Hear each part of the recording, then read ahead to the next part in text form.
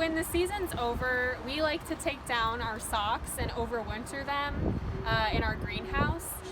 And if you're doing this at home, you could probably just do this like in your garage or underneath your porch, you know, wherever you have the space.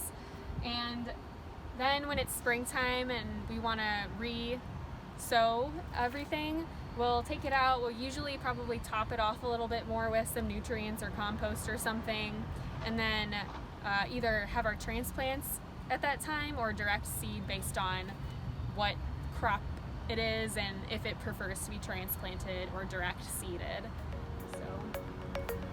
So